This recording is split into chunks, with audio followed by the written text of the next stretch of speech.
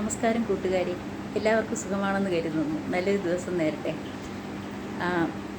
NEET പരീക്ഷയുടെ question paper ചോർച്ചകൾ തുടങ്ങിയ സമയം 20-ൽ കൂടുതൽ വിദ്യാർത്ഥികൾ ആത്മഹത്യ ചെയ്തു. അതിൻ്റെ ധാർമ്മിക ഉത്തരവാദിത്വം എടുത്തുകൊണ്ട് ധർമ്മേന്ദ്ര പ്രധാൻ രാജിവെക്കേണ്ടതായിരുന്നു.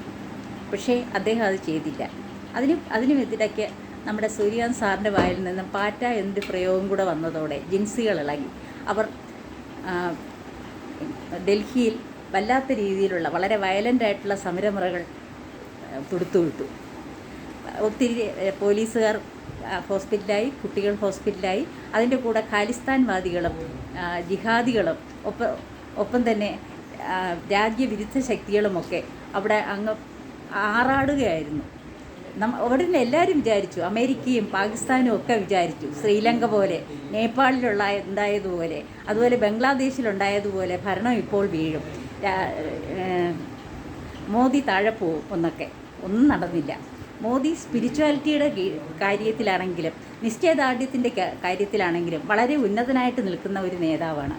അദ്ദേഹത്തെ താഴെ ഇറക്കണമെങ്കിൽ ഒട്ടും എളുപ്പമൊന്നുമല്ല. അത് ഇവർക്ക് മനസ്സിലായില്ല. പക്ഷേ മോദിയും ഒരു കാര്യം ശ്രദ്ധിക്കുന്നത് നല്ലതായിരിക്കും. അദ്ദേഹത്തിനിടയിൽ തന്നെ ചില വിഷക്കുത്തുകളുണ്ട്, ചില പുഴുക്കുത്തുകൾ. ആ പുഴുക്കുത്തുകളെ അദ്ദേഹം തിരിച്ചറിയുന്നില്ല. ഫോർ എക്സാമ്പിൾ, ഇവിടുത്തെ ഏഷ്യാനെറ്റിൻ്റെ ചുമതലക്കാരനായ അതിൻ്റെ അധിപതിയായിട്ടുള്ള രാജീവ് ചന്ദ്രശേഖറിന് അദ്ദേഹം എന്തെല്ലാം പദവി നൽകി.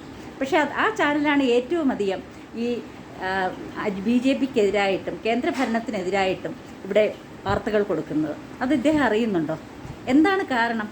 അപ്പോൾ സ്വന്തം പാർട്ടിക്കകത്ത് നിന്ന് സ്വന്തം സഹോദരങ്ങൾ തന്നെ നമ്മളെ ബാക്ക് സ്റ്റാബ് ചെയ്യുമ്പോൾ അതറിയാതെ പോയി കഴിഞ്ഞാൽ ആ ഭരണകൂടം നിലംപൊത്താൻ, ആ രാജ്യഭരണം നിലംപൊത്താൻ ഒരു സമയവും വേണ്ട. വളരെ പെട്ടെന്നായിരിക്കും അത് വരണം. അത് അദ്ദേഹം അറിയാതെ പോകുന്നു. എന്താണ് കാരണമെന്നറിയില്ല.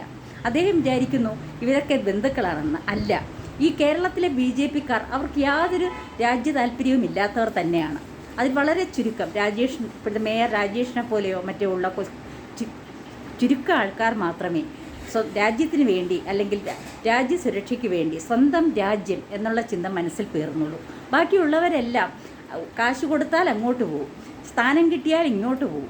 അങ്ങനെയുള്ള രീതിയിൽ നിൽക്കുന്നവരാണ്. പലരും അസംതൃപ്തരുമാണ്. കാരണം വേണ്ട നേതാക്കൾക്ക്, ഈ ദേശീയ താല്പര്യം സംരക്ഷിക്കുന്ന നേതാക്കൾക്ക് വേണ്ട സ്ഥാനം കിട്ടുന്നില്ല, അവർ തഴയപ്പെടുന്നു. ഇതൊക്കെ അങ്ങ് അറിയേണ്ടതാണ്. അപ്പോൾ ഈ പാറ്റ സമരം നിന്നതിൽ വളരെ നല്ല കാര്യമാണ്. അതിനിടയ്ക്കൊരു മണ്ടൻ വയനാടിൽ നിന്നോ മറ്റോ ഖുറാനുമായിട്ട് പാറ്റ എന്ന് വെച്ച് കഴിഞ്ഞാൽ ഏതൊക്കെയോ നികൃഷ്ട ജീവികൾ, പാറ്റകൾ അന്തരീക്ഷത്തിൽ നിന്നും ഭൂമിയിൽ പതിക്കുമെന്നും ഭൂമിയുടെ അവസാനമായി എന്നും ഒക്കെ പറഞ്ഞുകൊണ്ട് അത് ഖുറാൻ വാക്യത്തിലുണ്ടെന്ന് പറഞ്ഞുകൊണ്ട് അവിടെ ചെന്നു. എന്തെല്ലാം കാണാൻ പറ്റിയെന്ന്, എന്തെല്ലാം ഹാസ്യാത്മകമായിരുന്നു. വയലൻസും ഹാസ്യവും ഒക്കെ ചേർന്ന ഒരു കാര്യങ്ങളായിരുന്നു അവിടെ നടന്നുകൊണ്ട് പോയത്. എന്തായാലും ഇനിയെങ്കിലും കേന്ദ്രഭരണം ശ്രദ്ധിക്കുക. അമേരിക്കയെ പിണക്കുന്നത് അത്ര നല്ല സുഖമുള്ള കാര്യമല്ല. അവരെവിടെയെങ്കിലും വെച്ച് പണി തരും. അതുകൂടെ ഒന്ന് ഉദ്ദേശിച്ച് അവരെ കൂടെ ഒന്ന് ചേർത്ത് നിർത്തുന്നതായിരിക്കും നമ്മുടെ കേന്ദ്രഭരണത്തിന് വളരെ നല്ലത്. എന്തായിരിക്കും, മോദിജിക്കും അമിത്ഷായ്ക്കും ഒക്കെ നല്ലത് വരട്ടെ. കേന്ദ്രഭരണം നല്ല സുദൃഢമാകട്ടെ, രാജ്യസുരക്ഷ സുദൃഢമാകട്ടെ. നമ്മുടെ രാജ്യത്തെ ഒരു കൃമി പോലും നമ്മുടെ രാജ്യത്തിനകത്ത് നമ്മളറിയാതെ കയറാതിരിക്കട്ടെ. അതിനു വേണ്ടിയുള്ള ധൈര്യവും അതിനുവേണ്ടിയുള്ള സുരക്ഷയും ഒതുക്കാൻ നമ്മുടെ കേന്ദ്ര ഭരണകൂടത്തിന് സാധിക്കട്ടെ.